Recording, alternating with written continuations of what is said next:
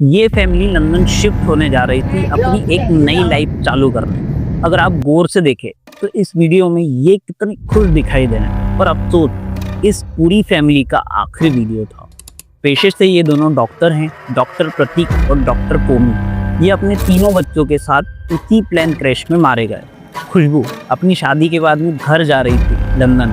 इसके फादर इसे एयरपोर्ट तक छोड़ने आते हैं, पर उन्हें ये नहीं पता होता कि अब उनकी बेटी कभी वापस नहीं आएगी। तो जय श्री राम दोस्तों, 12 जून को AI-171 नाम का एक प्लेन अहमदाबाद के एयरबेस से टेक ऑफ करता है और महज 2 मिनट बाद ही वो प्लेन क्रैश कर जाता है एक रेजिडेंट एरिया के बीजे मेडिकल कॉलेज। उस फ्लाइट में बैठे कैप्टन, जिनका नाम सुमित सबरवाल था, जो कि एक बेहद ही एक्सपीरियंस फ्लाइट कैप्टन भी थे। इनके खुद का फ्लाइट एक्सपीरियंस 8200 आवर का रहा है। क्रैश के महज 15 सेकंड पहले ये अपने साथी क्लाइवर कुंदर से कहते हैं कि इन्हें पुश नहीं मिल रहा। पुश मतलब जब हम एक बाइक चला रहे होते हैं तब हम उसे एक्सीलेटर देते हैं, और जब एक्सीलेटर नहीं आता तो वो बाइक वहाँ रुक जाती है। वैसे ही इन्हें वो पुश, वो एक्सीलेटर नहीं मिल रहा था। ये डिटेल उस AI-171 नाम के एयरक्राफ्ट के ब्लैक बॉक्स से मिली है, जिसे कि क्रैश के बाद सबसे पहले ढूंढा जा रहा था। इसमें से कई ऑफिशियल डिटेल मिली है जो कि हम आपको आगे बताएंगे। This is a difficult day for all of us at Air India. The Boeing 787 Dreamliner. There was one miraculous escape in Thursday's airline tragedy. It was to India now, and authorities say they've now recovered 270 bodies from the कैसे site. संभव है कि अभी सब check किया और उड़ा 60 second में गिर गया।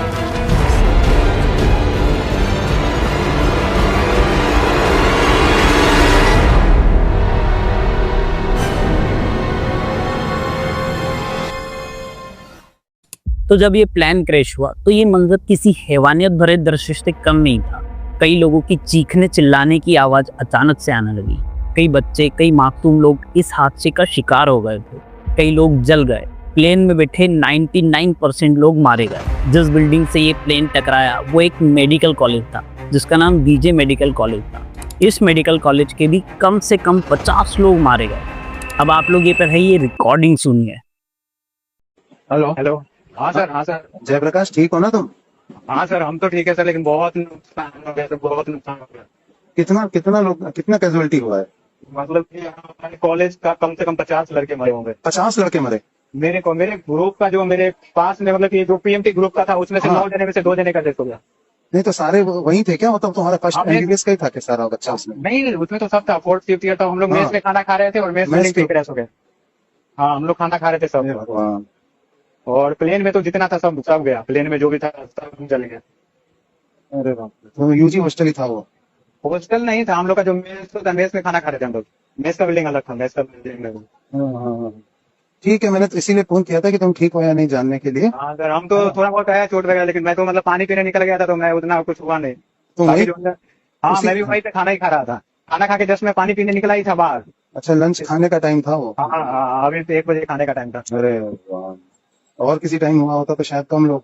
हाँ, वही मतलब वही था कि, और बच्चे लोग अभी खाना ही खा रहे थे सब। सुबह में हो जाता है या फिर शाम में होता है, उतना कुछ नहीं होता। अरे चलो, कोई बात नहीं। मैं तो इसीलिए फोन किया था। हिम्मत रखना, और कोई बात हो तो बताना मुझे। ठीक है सर। ठीक सर। Okay okay. रिकॉर्डिंग सुनकर तो ऐसा लगता है कि मेडिकल स्टूडेंट और डॉक्टर भी मारे गए। खैर, कई लोगों का कहना है कि एयरप्लेन का सिस्टम हैक किया गया। कुछ लोग एयर इंडिया की सर्विस को ठीक नहीं मान रहे, कह रहे कि एयर इंडिया का सर्विस बहुत ज़्यादा ही खराब है। कुछ लोग गवर्नमेंट को, तो कुछ लोग बोइंग कंपनी को टारगेट कर रहे हैं। अहमदाबाद का DNA टेस्ट हॉस्पिटल ने बताया कि 265 लोगों को पहचाना जा चुका है, जिनमें अभी भी कुछ प्लेन में बुरी तरह जले लोग का केस बहुत ही ज़्यादा क्रिटिकल लग रहा है। जैसे यह प्लेन क्रैश हुआ, एयर इंडिया का दुखद समाचार उसकी पोस्ट पर भी दिखा। उसने अपने ऑफिशियल CEO को लाकर कंपनी की रेपो बचाने की पूरी कोशिश की। कई लोगों का कहना था कि इस प्लेन की सर्विस अच्छी नहीं है, एयर इंडिया सर्विस अच्छी नहीं देता, बोइंग की सर्विस बिल्कुल अच्छी नहीं। अब अगर देखा जाए तो यह एरोप्लेन महज 11 साल पुराना था, जो कि सभी मायनों में सही भी है, क्योंकि एक प्लेन की उम्र 20 से 21 साल की होती है और ज़्यादा से ज़्यादा 25 साल की। फिर उसे फिटनेस टेस्ट कराने वाले, मतलब एरोवर्थनेस चेक करने वाले, उस प्लेन को हटा देते हैं। 21 साल से ज़्यादा प्लेन की उम्र नहीं होती। फिर वो प्लान कभी उड़ता ही नहीं। देखा जाए तो इसके दोनों पायलट काफ़ी एक्सपीरियंस थे। फिर भी यह हादसा हुआ। इस हादसे ने पूरे देश को झकझोर कर रख दिया। पर एक बात गंभीरता देने वाली बात यह भी है कि कभी भी ऐसे केसेस होते हैं या कोई ट्रेजेडी होती है, वही सोशल मीडिया ट्रायल शुरू हो जाते हैं। सोशल मीडिया ट्रायल वह चीज होती है कि जब तुम्हें किसी चीज के बारे में पता नहीं या किसी वजह से यह हुआ है या वह स्पेसिफिकेशन घटना किस चीज से घटी है, लोगों में एक न्यूज सर्कुलेट कर दी जाती है, चाहे वो गलत ही क्यों ना हो, वह सर्कुलेट हो जाती है, लोग उसे सच मानने लग जाते हैं, चाहे वो किसी पर किसी तरह का इल्जाम ही क्यों ना लगा दिया जाए। आपको ऐसी फेक न्यूज से बचना चाहिए। इस केस को भी थोड़ा सा टाइम दीजिए, बातें और सामने आएगी।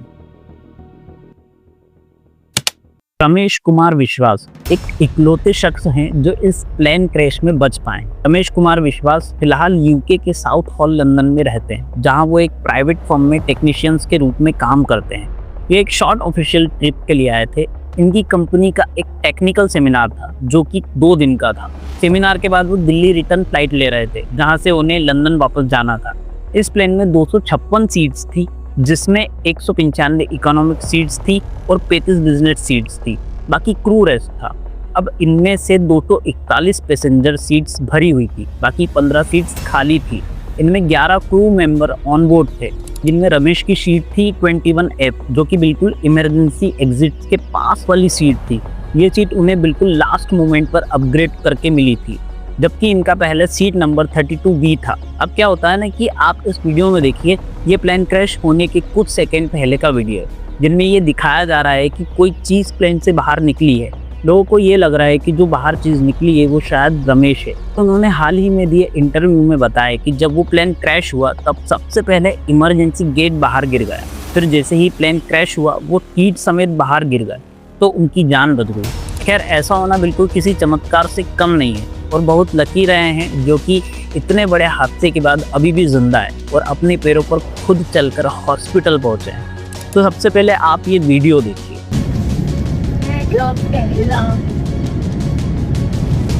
ये फैमिली लंदन शिफ्ट होने जा रही थी अपनी एक नई लाइफ चालू करने।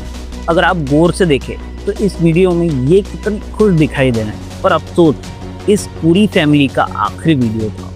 पेशे से ये दोनों डॉक्टर हैं, डॉक्टर प्रतीक और डॉक्टर कोमी। ये अपने तीनों बच्चों के साथ उसी प्लेन क्रैश में मारे गए। खुशबू अपनी शादी के बाद में घर जा रही थी लंदन। इसके फादर इसे एयरपोर्ट तक छोड़ने आते हैं, पर उन्हें ये नहीं पता होता कि अब उनकी बेटी कभी वापस नहीं आएगी। इस फ्लाइट में एक ब्रिटिश गे कपल भी था, जिन्होंने भी एक लास्ट वीडियो बनाया। ठीक टेक ऑफ के वक्त उन्होंने एक पोस्ट भी किया कि ये ट्रिप मैजिकल रहा।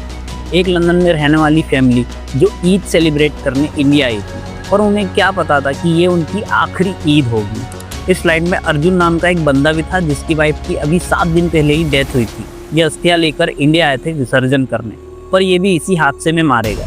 अब इनकी 2 बेटियां हैं जो अब अनाथ हो गई हैं। एक भाई जो अपने फादर के अंतिम संस्कार के लिए इंडिया आए थे, अब ये भी नहीं रहे। और इंडिया के फार्मर गुजरात CN विजय रूपाणी की सारी गाड़ियों का नंबर 1206 था, और यही तारीख ही उनकी डेथ का दिन बन गई। जिस नंबर को वो इतना लकी नंबर मान रहे थे, वही नंबर वाली डेट उनकी डेथ का कारण बनी। इनके अलावा भी कई ऐसी जिंदगियां हम लोगों ने खो दी जिन्हें हम लोग बयां भी नहीं कर सकते। अहमदाबाद की DNA टीम 245 लोगों की पहचान पहले ही कर चुकी है।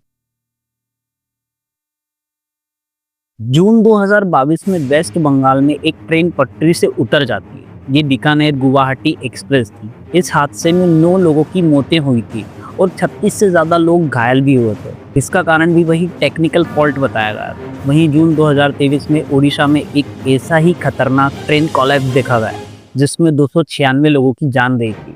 फिर आता है जून 2024।